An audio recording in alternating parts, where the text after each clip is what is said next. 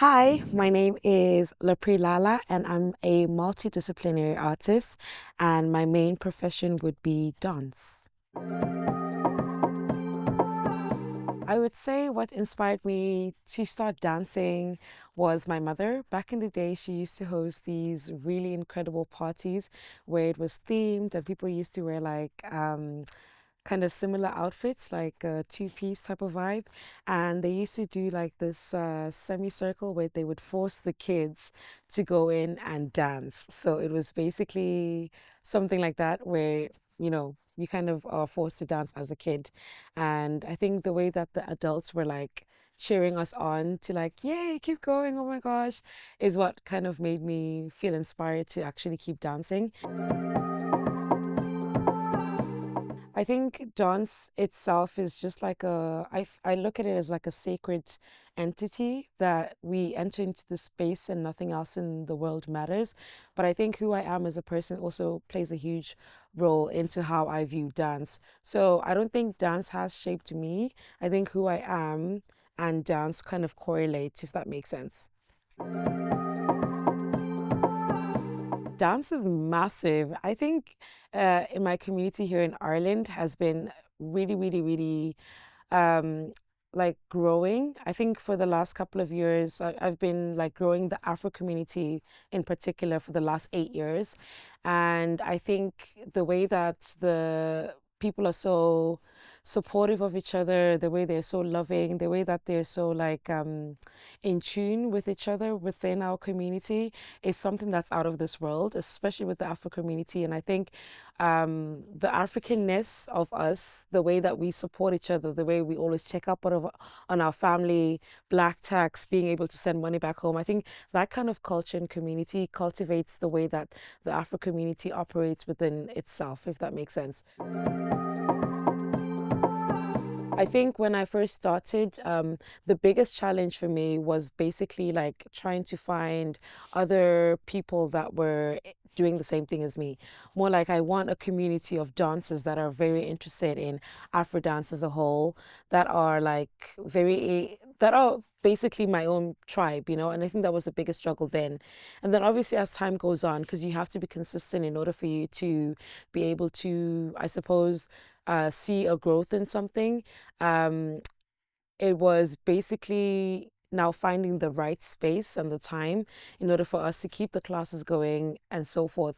And obviously, like the studio spaces within Dublin has been a biggest struggle for a lot of my friends that I know because everybody teaches around the same time, everybody uses the same time slot. So I think right now we are struggling with studio space. So I think as a dancer, finding the time to actually train and finding a space to actually train.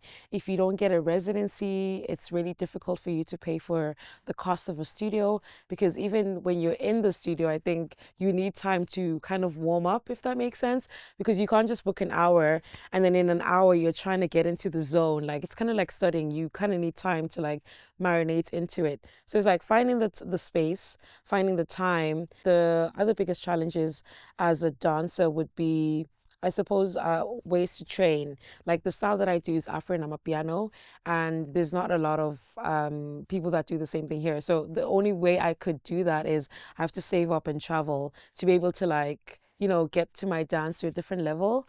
And I think also the biggest struggles with that would be funding, because then like it's hard for me to explain to somebody when I'm applying for funding to like, I want to develop my next work. I want to become a better dancer so that I can become a better teacher for my students.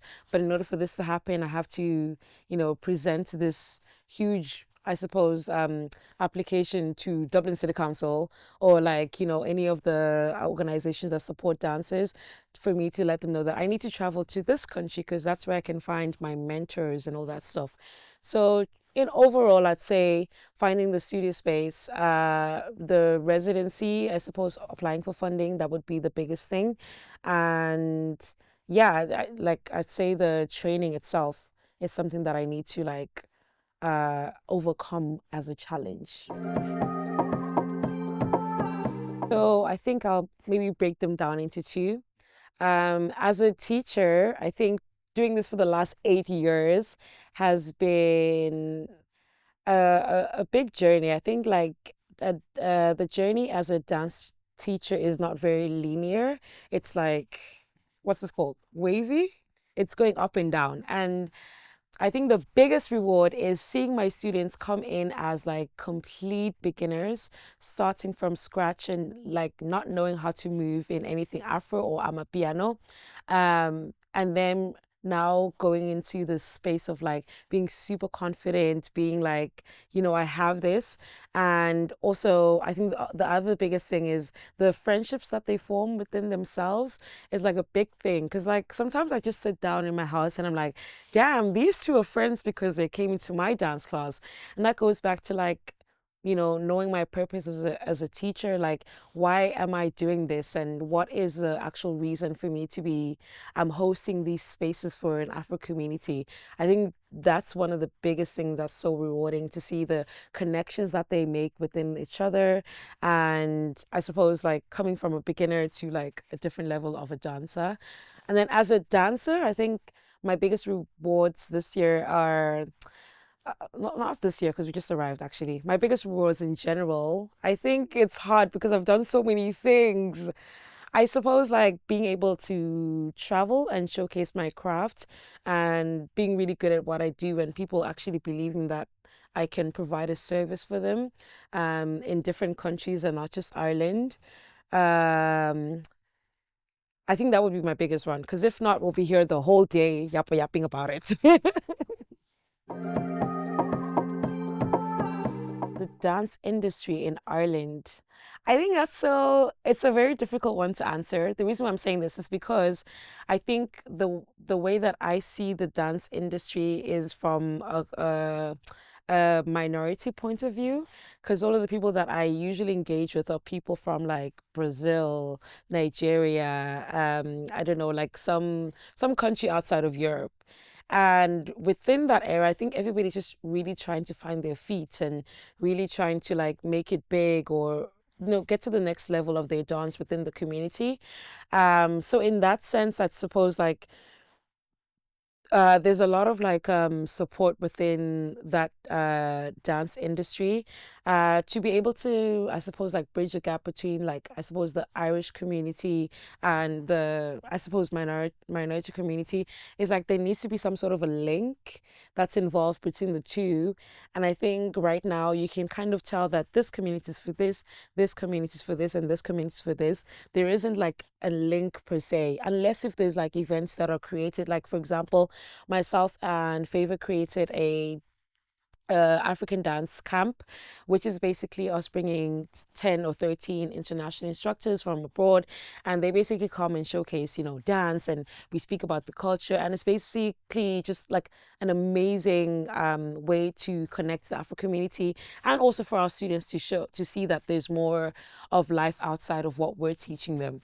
And I think those type of events are really good because they do connect other communities, because during like the battles we had different people from District Funk, from a few people from Fly actually, and a few people that were coming to basically battle it out. And I think those spaces are very much like inclusive of everybody.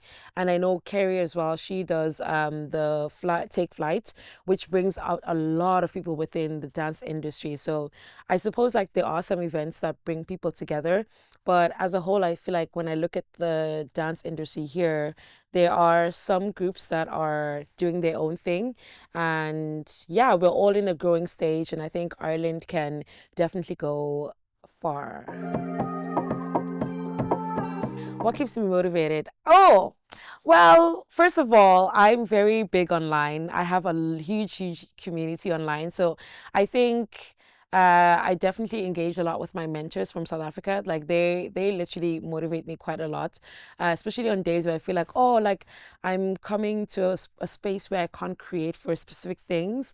Like last time I applied for dance residency in Dance Ireland, and I had like a space of 5 days where I could literally just go on Zoom, pay a few people from South Africa in order for them to train me and like give me advice on what I wanted to do. And I think those spaces are really important for me to yappa yappa back, because I think that connection for me makes me think of ideas outside of what I am used to.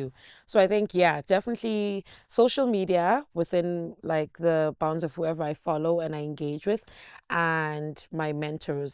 Sometimes you do get like a creative block in terms of like creating for dance classes, which is super annoying because some weeks you're like, wow, I hear the song, I connect with it, it's great. But then when it comes to creating, it's like, what's the first step? What's the second step? It could be difficult. But then how you do that is like you not constantly have to train. And I think that's something that I've been doing, like especially last year, to be able to travel to different camps like Oyo Fair, which is in Spain, another big camp, and Afro Drip in Amsterdam, which also does like spark a bit of your creativity. So those three for sure. My personal life is very like tied into what I do anyways. Like I said before, I was dancing since I could remember. We dance in my house all the time. There's always music blasting anyways.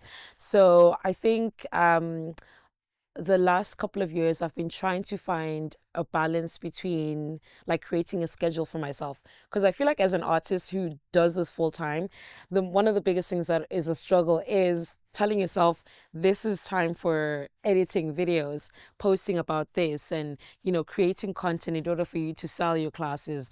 This is time for admin, this is time for creating a choreo. Okay, now this is family time. It's so difficult because like there's nobody that's holding me accountable. If it's not done, it's not done. If it's done, it's done, right? So I think that like that itself is like has been difficult in terms of like not taking time away from my personal time and my working time. But then the last couple of years, I've been trying to do like a schedule. So like I tell myself Monday, Tuesday, Wednesday is this. Tuesday, Wednesday, Thursday is like a specific thing. So like I'm kind of putting my time in blocks. So then when 6 p.m. comes, it's like family time. I don't really have to deal with anything else. And I think like staying true to myself is just a given. Like I'll never change for anybody. Like what you see right now is who I am in my personal life, is who I am in the community anywhere I go. I don't have different parts of myself where I'm like, when I'm home, I'm like this person. Do you know what I'm saying? So regardless, like that would be me regardless, if that makes sense. And there's a last part that you said. I really want to answer it, but I forgot. So I was saying, how do you stay true to yourself now, getting the industry? Navigating the industry. Okay. So I suppose navigating the industry, I still have to be myself regardless. Because like if you are different people, it's very exhausting for you to keep up a persona. Whereas if you're just yourself, staying true to yourself while navigating dance, personal life, what else do you need? What else do you need? Sometimes you have to be strategic in the way that you make decisions in terms of what you want to do, especially in dance. I think a lot of people now, when they aim to become a dancer, they think about, oh, I want to be a dancer because this dancer has 50K followers on TikTok or like 100K followers on, I don't know, Instagram. And I think a lot of people aspire to be those people online, not knowing the work that it takes. Like you can go to school for dance. There's universities now, especially in Limerick, University of Dance, that teaches you like the ropes, where to start from scratch.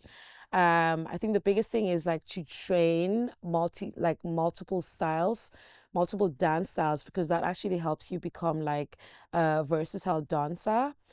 The second thing, I suppose, is like to affiliate yourself with the dance school. I think it's the biggest thing because they give you loads of advice in terms of like what you have to do if you want to become a teacher, the type of insurance you have to have. They also do help you in terms of funding, especially if you're going to be doing it for full time, and block out the noise. Because honestly, when you're starting off, I think a lot of people have a lot of opinions. People give you unsolicited advice all the time. So I think you just need to pick a couple of your mentors, that people that you want to kind of see yourself being at that level, and bite into them, open up your ear, let them let you know like the ways to kind of navigate yourself to go. Because I feel like some people do give like very harmful advice. They do tell you, yeah, do this, but then it's not really like I don't want to say verified, but I just feel like it's unnecessary advice. So definitely block out the noise, affiliate yourself with the dance school, and also make really good connections with other dancers within your field.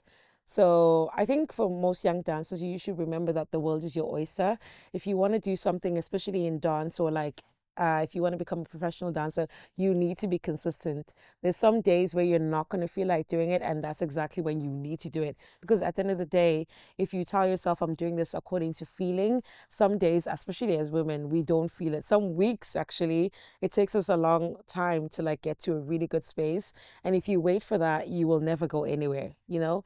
For me, one of the biggest things is like I fully believe in myself. Like nobody can shake me or like shake my confidence in any way of saying specific things. And I think the fact that I'm so stubborn in my confidence, like even if somebody said a certain thing or a mentor said something, it wouldn't shake me from where I want to go. So be confident. You need to love yourself, get yourself to a different level, different stage in your dance, and consistency, I'm not gonna lie to you, is key. Okay? Okay. Oh, that's a really good question. So my dance brand is called SouthSide Moves, and SouthSide Moves is basically a an inclusive, supportive dance community of like dancers, non-dancers, anybody that just likes to vibe. This is where we are. This is why we have E for the energy, V for the vibe, for that reason, right? I think the legacy for me, especially because I did say this to a couple of my friends, it's more like I really want to leave something that's going to grow beyond me. Like, I think when I first started, it was more like, okay, if I do a class this week and I can't do it next week, there would be no classes, you know? Whereas, like, the biggest goal now is like, I'm going to train a couple of my assistants, get them to the level where they can also teach while keeping the same energy within the classes. Because you can't come to my class and I'm like, oh my God, let's go. And then my assistants are like, hey, like that dynamic does not work. So I think the biggest thing is like to have a community that really understands like the core values of what Southside Moves is all about, which is supporting genuine support, genuine inclusivity, like having everybody white, black, purple, brown, all of the types of people come in and feel like that this is their home. Like especially within my beginner classes that I'm doing now, like I have people from all over the world, like, and it's insane because of like how our Instagram is like. People were like, yeah, I've been following you since 2000 and I don't know, like 15, and I was living in like Guadeloupe, and now I'm in Ireland, and I came because of your classes. Like that for me is already like signifying that, whatever we're gonna leave behind, even when Lapre's not there, I think is gonna be absolutely massive, if that makes sense. So the type of legacy I'd like to leave behind is basically the safe space that we have created for the people in the Afro community, a space where anybody can just come and feel like this is my place, this is home. This is where I just feel like I belong outside of wherever they're coming from in the world, you know? But yeah, that's my 2 cents. My name is Lapre Lala, and I am a multidisciplinary artist. I specialize in dance. Where you can find me online is my Instagram is at luntu_love. That is my personal page where I post about my journeys teaching amapiano. I do talk a lot actually about the dance community on there, especially in terms of like why is there so many people teaching the same style, etc., etc. And then my teaching page, just my dance page, is called at SouthSide Moves, both on Instagram and TikTok. I do post quite a lot there for tutorials. We do post a lot about like African history. We do loads of like dance videos in class. And actually on TikTok, we go live every Wednesdays if anybody wants to learn Afro within our classes. So yeah, in terms of like online presence, that's that. And then we also do have like our YouTube channel where we post like longer tutorials, and also like a website where people can like purchase tutorials and get to learn how to dance from Spain, Italy, Africa, non-African countries, everything all at once. So yeah, that's my social media.